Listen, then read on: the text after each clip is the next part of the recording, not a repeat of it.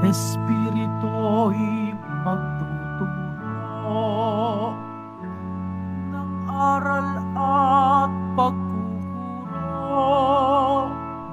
ni Jesus na ating Guro.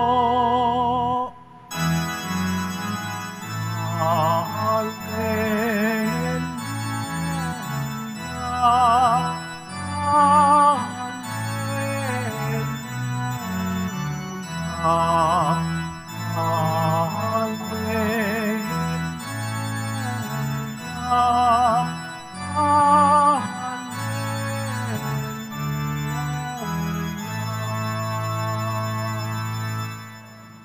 Sumainyo ang Panginoon. At sumaiyo rin. Ang mabuting balita ng Panginoon ayon kay San Juan. Papuri sa iyo, Panginoon. Noong panahong iyon, sinabi ni Jesus sa kanyang mga alagad, ang tumatanggap sa utos ko at tumutupad nito, ang siyang umiibig sa akin. Ang umiibig sa akin ay iibigin ng aking Ama. Iibigin ko rin siya, at ako'y lubusang nagpapakilala sa kanya. Tinanong siya ni Judas, hindi si Iscariote, Panginoon, bakit po sa amin lamang kayo nagpapakilala ng lubusan at hindi sa sanlibutan? Sumagot si Jesus, ang umiibig sa akin ay tumutupad ng aking salita. Iibigin siya ng aking Ama at kami sa Kanya at mananahan sa Kanya. Ang hindi umiibig sa akin ay hindi tumutupad sa aking mga salita.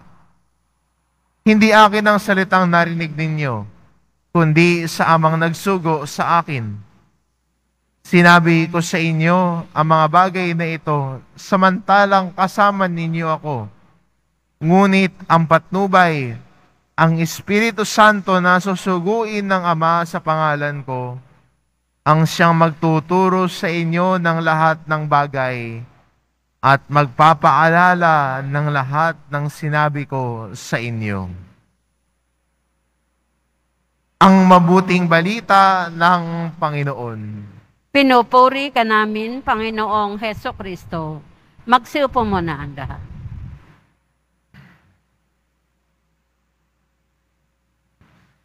Madalas nating sinasabi, no, Lord, mahal kita. Lord, iniibig kita.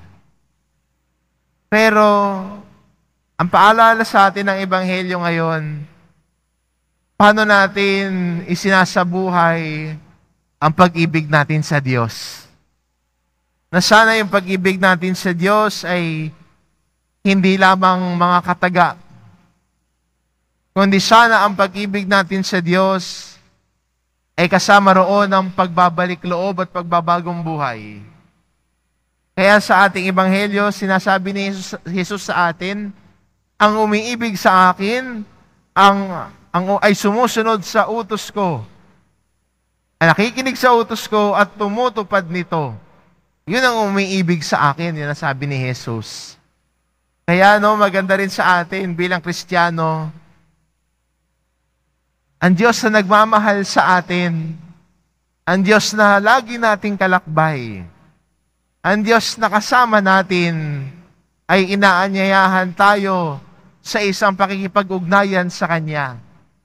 Sa Kanyang pagpapakilala ng sarili, nais niyang makipagtagpo sa atin.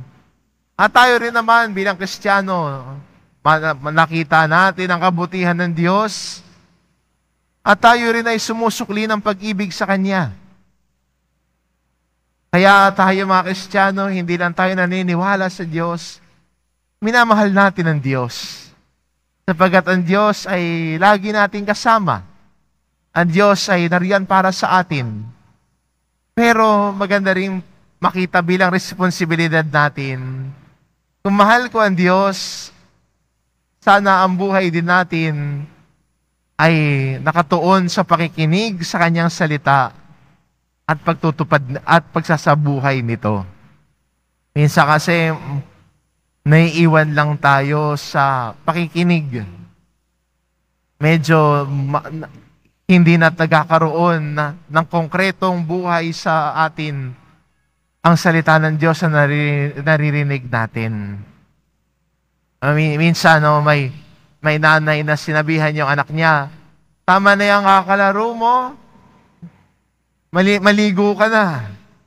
Yung anak naman narinig, sabi niya, opo, mamaya-maya, eto na po, tatayo na ho.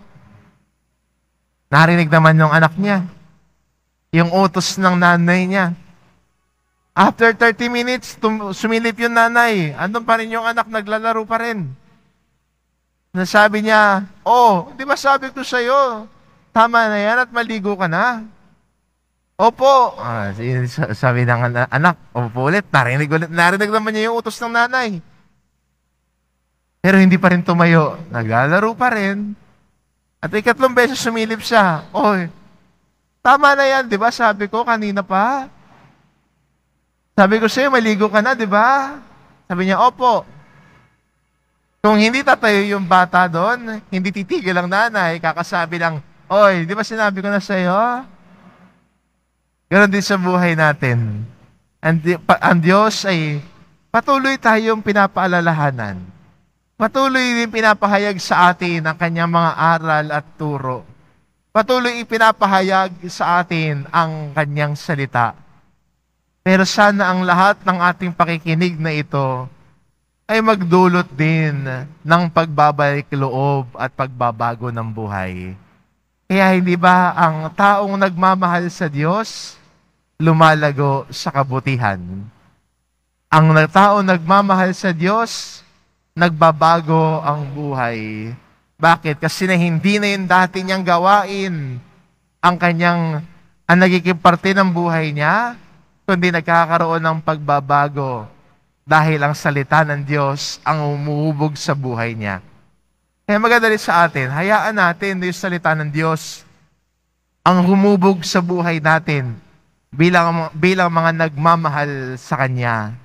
Hayaan natin na yung ating pakikinig ay maging konkreto at magbunga sa ating pagbabago ng buhay, sa ating pagtalikod sa kasalanan, at sa ating mas malalim na pagsampalataya at pagmamahal sa Diyos. Amen.